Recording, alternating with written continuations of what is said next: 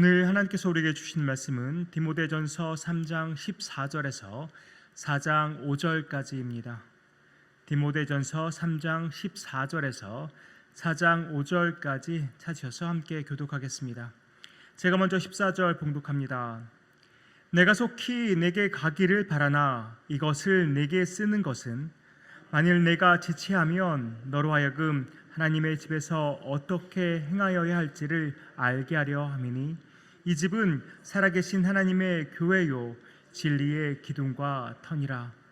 그도다 경건의 비밀이여 그렇지 않다 하느니 없도다. 그는 육신으로 나타내신 바 되시고 영으로 의롭다 하심을 받으시고 전사들에게 보이시고 만국에서 전파되시고 세상에서 믿음 바 되시고 영광 가운데서 올려지셨느니라. 그러나 성령이 밝히 말씀하시기를 후일에 어떤 사람들이 믿음에서 떠나 미혹하는 영과 귀신의 가르침을 따르리라 하셨으니 자기 양심이 화인을 맞아서 외식함으로 거짓말하는 자들이라. 혼인을 금하고 어떤 음식물은 먹지 말라고 할 터이나 음식물은 하나님이 지으신 바니 믿는 자들과 진리를 아는 자들이 감사함으로 받을 것이니라. 하나님께서 지으신 모든 것이 선함에 감사함으로 받으면 버릴 것이 없나니 하나님의 말씀과 기도로 거룩하여 짐이라. 아멘. 바울은 오늘 본문 14절과 15절에서 디모데에게 이 편지를 쓰는 목적을 설명하고 있습니다. 제가 세 번역으로 14절과 15절 한번 읽어드리겠습니다. 내가 곧 그대에게 가기를 바라면서도 이 편지로 이런 지시를 써 보내는 것은 만일 내가 늦어지더라도 하나님의 가족 가운데서 사람이 어떻게 처신해야 하는지를 그대가 알게 하려는 것입니다. 이 가족은 살아계신 하나님의 교회요 진리의 기둥과 터입니다. 바울은 디모데에게 당장이라도 가고 싶은 심정입니다. 그러나 그 심정과는 달리 상황이 여의치 않아서 디모데에게 가는 것이 만약 늦어질 것을 염려한 것 같습니다. 그래서 이 편지를 먼저 디모데에게 보낸 것이죠. 편지 내용이 무엇입니까? 개역개정은 하나님의 집에서 너가 어떻게 행하여야 할지를 알게 하기 위함이다라고 번역하고 있습니다. 그런데 다른 번역들을 보니까 집을 가족이라고 번역하고 있고 너를 사람이나 사람들로 번역하고 있습니다. 따라서 세 번역이 그런 부분들을 잘 반영해서 번역했는데요. 다시 한번 읽어드리면 이렇습니다. 하나님의 가족 가운데서 사람이 어떻게 처신해야 하는지를 그대가 알게 하려는 것입니다. 이 집, 다시 말해서 이 가족이 가리킨 것이 무엇입니까? 15절 후반부를 보면 이렇게 설명합니다. 이 집, 이 가족은 살아계신 하나님의 교회요 진리의 기둥과 터입니다.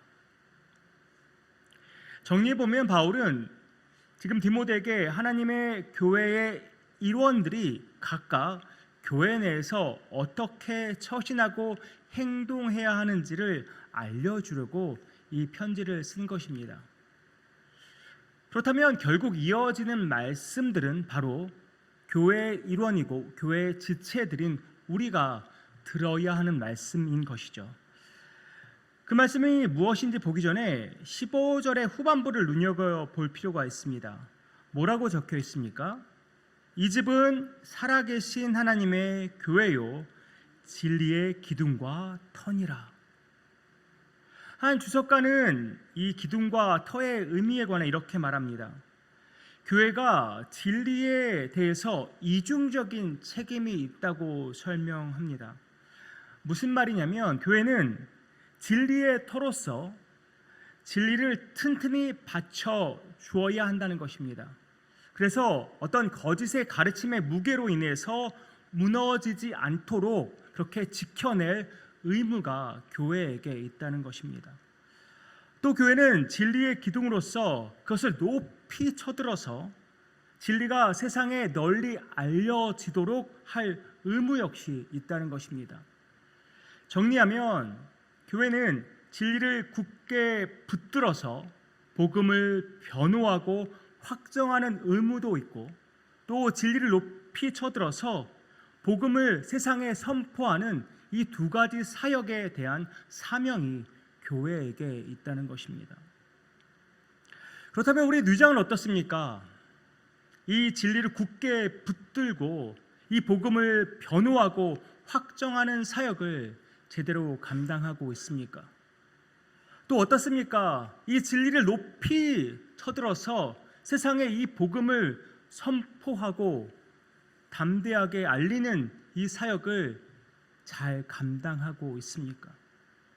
이것이 우리 뉘장의 사명이요, 저와 여러분의 사명인 것입니다. 그러면 우리가 지키고 붙잡고 또 세상에 선포해야 할 진리는 도대체 무엇입니까? 바로 16절의 말씀입니다. 크도다 경건의 비밀이여 그렇지 않다 하는 이 없도다. 그는 육신으로 나타나신 바 되시고 영으로 의롭다 하심을 받으시고 천사들에게 보이시고 만국에서 전파되시고 세상에서 믿음 바 되시고 영광 가운데서 올려지셨느니라. 이 구절을 메시지 성경은 이렇게 번역합니다. 그리스도인의 삶은 우리의 이해를 훨씬 넘어서는 위대한 비밀이 아닐 수 없습니다. 다음 몇 가지 사실은 너무도 분명합니다. 그분은 사람의 몸으로 나타나시고 보이지 않는 성령에 의해 의롭다고 인정받으셨으며 천사들에게 보이셨습니다. 모든 사람 가운데 선포됨으로 온 세상이 그분을 믿었고 그분은 하늘 영광 속으로 들려 올라가셨습니다. 저는 이 구절을 읽으면서 우리가 예배 때마다 늘 암송하고 고백하는 사도신경이 떠올랐습니다. 여러분은 어떻습니까? 사도신경을 암송하고 고백할 때마다 얼마나 진정성을 가지고 암송하고 고백하고 계십니까? 혹여 그냥 매번 외우는 어떤 주문처럼 형식적으로 암송하고 고백하고 계시지는 않습니까? 사도신경에는 우리가 믿고 붙잡아야 할, 또 그리고 고백하고 선포해야 할 중요한 내용들이 아주 핵심적으로 농축되어 있습니다. 그 고백들 중 어느 누구가 어느 하나라도 부인하거나 또 왜곡한다면 그 사람은 이단일 수밖에 없습니다. 그만큼 중요한 진리가 사도신경 안에 들어 있습니다. 우리가 아주 빈번하게 사도신경을 암송하고 고백할 때마다 우리는 그 속에서 주님의 은혜를 경험할 수 있어야 합니다. 그리고 감사와 감격으로 또 믿음으로 고백하고 선포할 수 있어야 된다는 것입니다. 단순히 그냥 주문처럼 외우는 것이 아니라 사도신경을 암송하고 고백할 때마다 우리 안에 은혜가 넘치고 감사가 넘치고 감격이 풍성하게 넘쳐나야 한다는 것입니다. 그저 중언부언하듯 그렇게 말할 내용이 아니라는 것입니다. 그래서 이제부터는 우리가 조금 전에도 사도신경을 우리가 고백했지만 매 주일마다 또 매 새벽마다 수요일마다 정말 계속해서 사도신경을 반복해서 암송하겠지만 그렇게 고백할 때마다 나 자신이 그리고 우리 뉘장이 진리 위에 굳건히 서서 예수의 복음을 세상에 담대히 선포하는 그런 마음으로 이렇게 암송하고 고백했으면 좋겠습니다. 우리 각자가 진리 위에서 꼭 붙잡고 있어야 합니다. 진리를 우리는 진리 위에서 꼭 붙잡고 서 있어야만 합니다. 그래야 4장 1절에서 5절까지 말하는 거짓 교사들의 미혹에 넘어가지 않게 되는 것이죠. 진리를 제대로 알아야 가짜가 보이는 법입니다. 우리 이런 말 들어봤죠. 위조 지폐를 감별하는 사람들이 하는 훈련은 위조 지폐를 많이 보는 것이 아니라 진짜를 여러 번 정확하게 많이 보는 것입니다. 진짜 지폐가 어떤 것인지 꼼꼼하게 살펴보고 제대로 아는 것입니다. 그래야 위조 지폐를 봤을 때 이건 가짜다라고 말할 수 있기 때문입니다. 그러니까 진리를 제대로 모르면 내가 어디에 서 있는지 우리는 분간할 수 없습니다. 우리는 디모데전서 1장에서부터 당시에 거짓 교사가 판을 치고 있었다는 것을 잘 알고 있습니다. 이 거짓 교사들은 오늘 본문 2절의 말씀처럼 양심이 화인을 맞은 사람들입니다. 화인 맞았다는 의미는 시뻘겋게 달궈진 인두로 낙인이 찍혔다는 것입니다. 그런데 여기서 또 다른 뜻이 있는데요. 의학적인 용어로 보면 이 의미에는 마비시키다, 또 마취시키다라는 뜻이 함께 들어 있습니다. 다시 말해서 이 거짓 교사들은 양심이 마비되어 버린 것입니다. 그래서 진리에 대해서 무감각해진 자들입니다. 3절에 보니까 그들은 사람들에게 결혼도 하지 말라고 하고 이런저런 음식도 먹지 말라고 말하고 있습니다. 이것은 거짓된 금욕주의의 모습입니다. 결혼과 식물에 대한 욕구, 다른 말로 하면 어떻게 보면 성욕과 식욕이라고 말할 수 있는데요. 이 욕구들은 그야말로 인간들이 자연스럽게 가지고 있는 그런 욕구들입니다. 물론 이 욕구들도 탐욕과 정욕에 물들어서 타락하게 되면 그것이 죄가 되지만 이런 자연스러운 욕구를 무분별하게 강제적으로 막는 것은 잘못된 금욕주의라는 것입니다. 물론 우리가 때때로 경건의 목적을 가지고 우리의 욕구를 제한할 때도 있습니다. 하지만 금욕주의 자체가 궁극적인 목적이 되어서는 안 된다는 말입니다. 5절을 보니까 거룩해지는 길은 금욕주의가 아닌 것을 분명하게 알 수 있습니다. 무엇으로 거룩해진다고 말합니까? 하나님의 말씀과 기도로 거룩하여짐이라. 결혼하지 않는 것으로, 음식물을 먹지 않는 것으로 거룩해지지 않는다는 말입니다. 사람을 거룩하게 만드는 것은 하나님의 진리된 말씀과 하나님과의 그 친밀한 교제 속에서 일어나는 그 기도, 그것이 사람을 거룩하게 만든다는 것입니다. 예수님도 요한복음 17장 17절에서 이렇게 말씀하십니다. 그들을 진리로 거룩하게 하옵소서. 아버지의 말씀은 진리니이다. 진리인 하나님의 말씀으로 거룩해질 수 있다고 말씀하십니다. 또 시편 119편에서 뭐라고 말씀합니까? 9절과 11절입니다. 청년이 무엇으로 그의 행실을 깨끗하게 하리이까? 주의 말씀만 지킬 따름이니이다. 또 내가 주께 범죄하지 아니하려 하여 주의 말씀을 내 마음에 두었나이다. 무엇으로 행실을 깨끗하게 할 수 있습니까? 또 범죄하지 않기 위해서 무엇을 마음에 두었습니까? 모두 다 주의 말씀입니다. 주의 말씀으로 행실을 깨끗하게 할 수 있고 내 마음속에 주의 말씀을 두어서 범죄하지 않을 수 있게 되는 것입니다. 하나님의 말씀이 우리를 지키고 우리를 거룩에 이르게 합니다. 다른 외부 조건으로 거룩해지는 것이 아니라 오직 하나님의 말씀으로, 또 그 말씀에 순종함으로 거룩해질 수 있다는 것이죠. 또 기도는 어떻습니까? 하나님과 인격적인 교제 없이는 우리가 거룩을 유지할 수가 없습니다. 예수님도 보십시오. 회개할 것도 없으시고 완벽하게 거룩하신 그 예수님은 매 순간 매일매일 하나님과 교제의 시간을 가지셨습니다. 그만큼 기도가 얼마나 중요한 것인가를 우리에게 알려주신 것이죠. 바울도 데살로니가전서 5장에서 쉬지 말고 기도하라고 우리에게 말합니다. 그만큼 기도가 우리 신앙생활에서 아주 필수적이라는 말이겠죠. 유다서를 보면 20절과 21절도 이렇게 말씀합니다. 제가 메시지 성경을 읽어드립니다. 그러나 사랑하는 친구 여러분, 여러분은 가장 거룩한 이 믿음 안에서 여러분 자신을 세우십시오.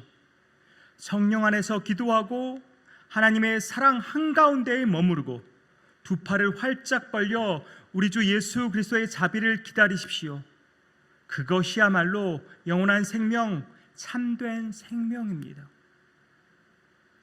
거룩한 믿음 위에 자신을 세우고 그것을 유지하는 중요한 방법이 무엇입니까?